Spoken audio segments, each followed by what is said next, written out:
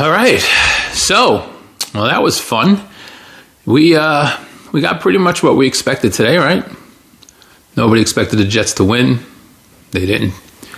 Nobody expected the Jets to stay close. They didn't.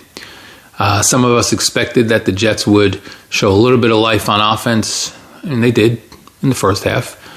But as always, the Jets made absolutely zero adjustments in the second half, none. The play calling is good for stretches and then just boggles your mind. Jets actually played very well offensively in the first half. They just ended up settling for field goals. I expected them to give up 21 points in the first quarter.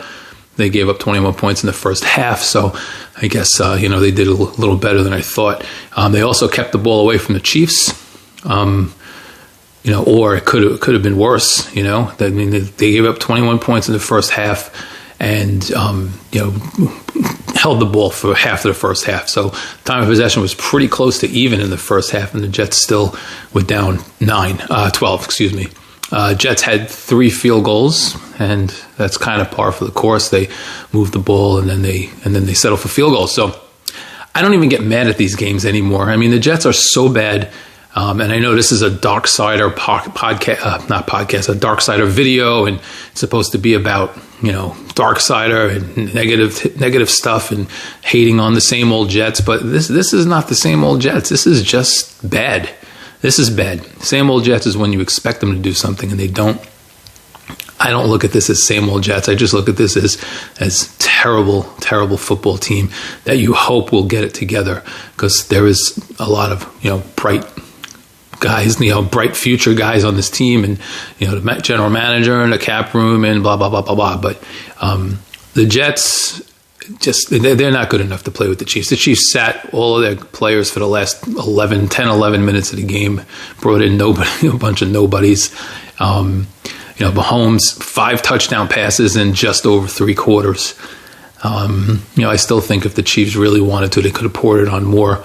At one point they faked the field goal and the Jets bid on it in the very next play, and here is what separates the terrible Jets coaching staff and the attitude of playing not to lose and playing conservative and never being creative. Here's what separates the Jets from a team like the Chiefs, who is completely at the other end of the spectrum, right? I already forgot which one came first. I believe the Jets had a third. Yes, definitely. Jets had a 3rd down and 12 and threw a swing pass behind the line. I think they got a couple of yards back. Maybe they got half of it back. I don't remember. But I remember thinking, all right, well, whatever, Chiefs got a 4th and 3 at the Jets, 40-something yard line. Fake a punt, throw a pass, 1st down. Very next play, not 2 plays later, not a run into the line. Very next play, they go for the throw a bomb, Tyreek Hill touchdown. I don't remember what the score was at the time. I believe that made it 14-3. But that is your difference right there. If you want to take one little thing and turn it into the entire picture of what's different between the Jets, a team like the Jets, and then a very good team that knows how to play and go for the kill and step on the throat, that's your difference right there. So that right there, I mean, I knew the game was over even before it started, but that's when I'm like, okay, the Jets went down there, settled for a field goal, of course, and then the Chiefs fake a punt.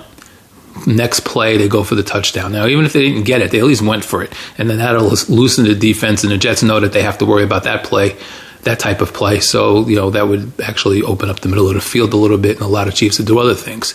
The Jets are the exact opposite. They just keep running the ball into the line. They try a few things here and there. They don't work. They go back to running the ball into the line. And, we had a quarter and a half of Frank Gore before they ever got Pirine involved. Pirine looked pretty good to me. I mean, I'm not going to, the Jets offense is so bad that you can't really judge any of these guys too much, but he looked pretty good to me. He was hitting some holes. He did, he's trying. He's not out there just folding up and taking a hit. He's slamming it, trying to get a couple extra yards out of it. Mims looked good in limited duty. And then the half came and the Jets made absolutely no adjustments at all. For the second straight week, they completely tanked in the second half and generated no offense at all. It's pathetic. So one little gripe, which is it's a petty gripe. I admit that it's a petty gripe, but I'm going to gripe anyway. End of the game. Jets get the ball. I mean, they're down 35-9. Game's over. I mean, it's under 2 minutes. There's no reason to even think that the Jets would do anything other than try and get a little offensive momentum. Maybe work on getting the ball to some players. So what did the Jets do? And listen, I am totally okay with either trying to score a touchdown, passing, trying to get some guys involved and at least do something, or just kneel on the ball, or run it directly into the line, take the hit, go down. I'm okay with that. What did the Jets do? They run 3 straight running plays where it looked like they were trying to get a first down. It wasn't directly into the line. They actually swung one around, another one was directly into the line. And then they just let the clock run down between plays, which makes no sense to me because you're going to get somebody hurt like that. Adam Gase is lucky that one of these rookies didn't just buckle a knee on a block and tear an ACL, because that would be par for the course with this guy and his team.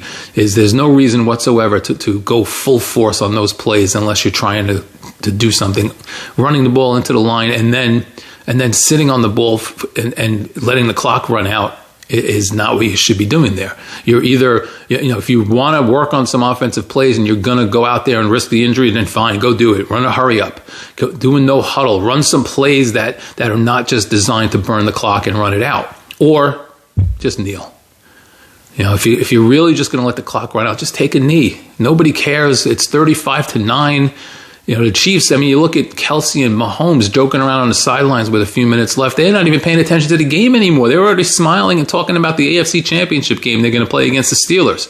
So just another nitpicky thing that just goes to show that Adam Gase is completely and utterly clueless. He's terrible. So, all right, we will do some stuff this week. I'm sure something will come up. Worst case, we'll preview the New England Monday night game where Belichick's going to throw it.